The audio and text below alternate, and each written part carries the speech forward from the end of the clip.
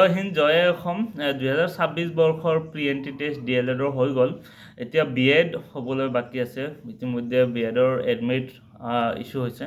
গতিকে আমি আজি আলোচনা কৰিম যে DLEDৰ যিবোৰ পৰীক্ষা কুৱেশ্যন পেটাৰ্ণ আহিছিলে আৰু আগন্তুক BEd এক্সামৰ কাৰণে যিহেতু আৰু কেইদিনমানহে বাকী আছে, গতিকে BEd এক্সামৰ কেনেধৰণৰ পেটাৰ্ণ হ'ব পাৰে তাৰ কাৰণে আমি এটা আলোচনা কৰিম। ইট ইজ নট মই ডাঠি কোৱা নাই যে সেইবিলাক বস্তু আহিব, বাট উই আৰ কুইক এটা মানে ৰিভিজন বা কুইক এটা আমি ডিছকাশ্যন কৰিম।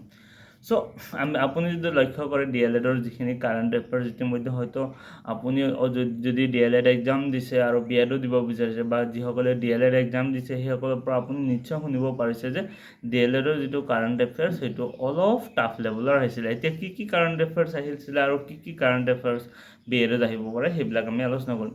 চাওক, আমি আগতেই থিৰাং কৰি দিছিলোঁ যে অসমৰ ফাৰ্ষ্ট যিহেতু নৰ্থ ইষ্টৰ ফাৰ্ষ্ট গ্ৰেণ্ড মাষ্টাৰ, সেই কুৱেশ্যনটো বহুত এটা গুৰুত্বপূৰ্ণ কুৱেশ্যন আৰু সেই কুৱেশ্যনটো অলৰেডি DLEDত আহিছে।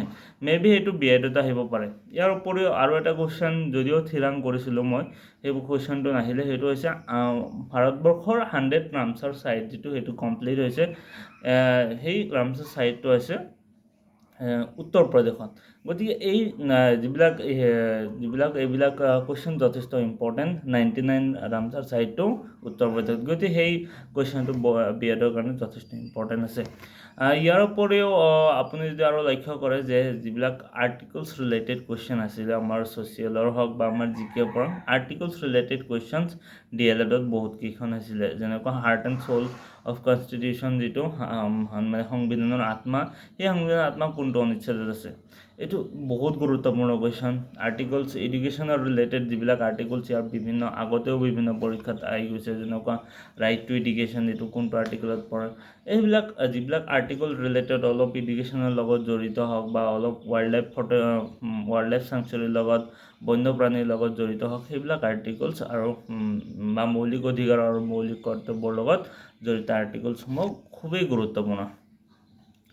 ইয়াৰ উপৰিও মেথছৰ কথা যদি ক'বলৈ যাওঁ, বহুত আছে কি মেথছৰ, অথচ ছায়েন্স মিডিয়ামৰ ছায়েন্সৰ ষ্টুডেণ্ট, বাট সিহঁতে মানে ভাবি লয় যে য়েছ আমি মেথছো আমি এক্সামত যে আমি ডাইৰেক্ট ট্ৰাই কৰিম বা যিসকলে মেথছৰ প্ৰেক্টিচ আছে আগৰ পৰা, যিসকলৰ নাই, সকলোৱে মেথছ এটা এনেকুৱা ছাবজেক্ট যিসকলৰ প্ৰেক্টিচটো বহুত ইম্পৰ্টেণ্ট।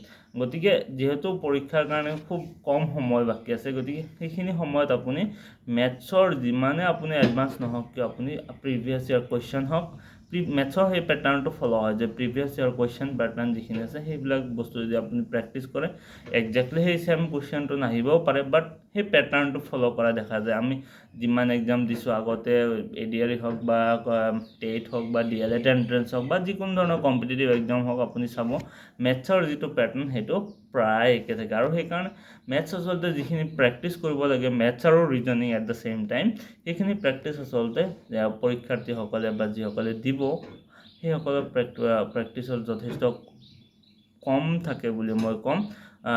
এইটো ক্ষেত্ৰত মোৰ ক্ষেত্ৰতো হৈছে, যিকেইবাৰ মই মেথছৰ প্ৰেক্টিচটো কম হৈছে, সেইকেইবাৰ মোৰ পৰীক্ষাত বেয়া হোৱা দেখা গৈছে। গতিকে মেথছ এণ্ড ৰিজনিংটো হৈছে একদম আমাৰ যেনেকুৱা কয় গোটা মাৰ্ক, একদম ফিক্স। তাৰমানে সেইকেইটা মাৰ্ক যদি সেইকেইটা প্ৰব্লেম চল্ভ কৰে, তেতিয়াহ'লে সেইটোৰ তাৰমানে সেইকেইটা চিলেবাছ যদি আপুনি কভাৰ কৰে, তেতিয়াহ'লে তাৰ পৰা আপোনাৰ মানে কুৱেশ্যনছ বা নম্বৰ আপোনাৰ হাতত থাকিব।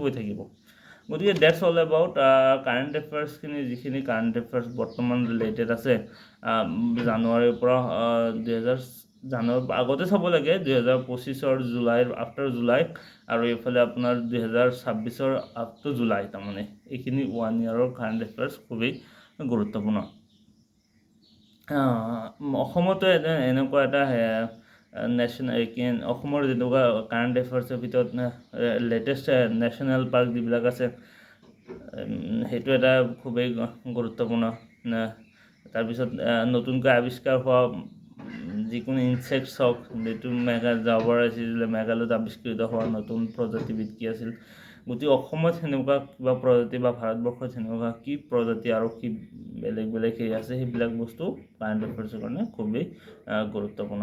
কাৰেণ্ট এফেয়াৰ্ছ এনেকুৱা এটা বস্তু যিহেতু যিকোনো এক্সামৰ কাৰণে একেই থাকে। এইটো APSCতো যেনেকুৱা আহিব পাৰে, DLEDো আহিব পাৰে বা BEDো আহিব, কাৰণ কাৰেণ্ট এফেয়াৰ্ছ সেইটো হৈছে নিউজ। গতিকে কাৰেণ্ট এফেয়াৰ্ছে এইটো বস্তু বুজায় যে আপুনি আচলতে সেই বিষয়টোৰ লগত বা যিবিলাক আমাৰ অসম বা ভাৰতবৰ্ষৰ লগত যিবিলাক ৰিলেটেড যিবিলাক বস্তু আছে সেইবিলাকৰ নিউজ বা হেৰি সৈতে আপুনি পৰিচিত হয়, আপুনি এক্টিভ হয় নে নহয় তাৰ এটা ৰিফ্লেকশ্যন কাৰেণ্ট এফেয়াৰ্ছত দেখা দিয়ে। গতিকে কাৰেণ্ট এফেয়াৰ্ছ APSCত UPSCত বা হেৰিত একেই বস্তু আহিব, একেই হেৰি আহিব, যিহেতু নিউজকেইটা একেই। গতিকে কাৰেণ্ট এফেয়াৰ্ছ সেইকাৰণে টাফ বুলিবলৈ একো নাই। যিকেইটা বস্তু হৈছে আপুনি এফালৰ পৰা যদি আপুনি চাই তেতিয়াহ'লে সেইখিনি বস্তু আপোনাৰ খুবেই গুৰুত্বপূৰ্ণ। চ' আজি আমি এইখিনি বস্তু ডিছকাশ্যন কৰিলোঁ, কাৰেণ্ট এফেয়াৰ্ছ, আৰ্টিকলছ ৰিলেটেড আৰু মেথছ ৰিলেটেড। বাকী ছায়েন্স, ছ'চিয়েল ছায়েন্স এইবিলাক এজ ইট ইজ আগৰ যেনেকুৱা আছে ঠিক সেইবিলাক পেটাৰ্ণে ফ'ল' কৰা দেখা যায়। চ' ডেটছ অল এবাউট। আপুনি DLEDত পালে নে BEdত পালে কি পালে কমেণ্টছ কৰিব। আমি নেক্সট উইকত পৰৱৰ্তী ভিডিঅ' আনিম আৰু কেনেকুৱা কম্পিটিটিভ আৰু নেক্সট এক্সামৰ কাৰণে কেনেকুৱা প্ৰিপেৰেশ্যন কৰিব লাগে, কেনেকুৱা আচলতে ফাণ্ডামেণ্টেলছখিনি ক্লিয়াৰ হ'ব লাগে সেইখিনি ট্ৰাই কৰিব লাগে। চ' য়েছ, সেইখিনি ডেটছ অল এবাউট। আৰু আপোনালোকে কেতিয়াও নিজক কম বুলি নাভাবিব। এইটো পৰীক্ষা দিয়ক, সকলোৰে ভাল হওক, কিন্তু যদিও বেয়া হয় আপোনালোকে ভাঙি নপৰিব। চ' সেইখিনি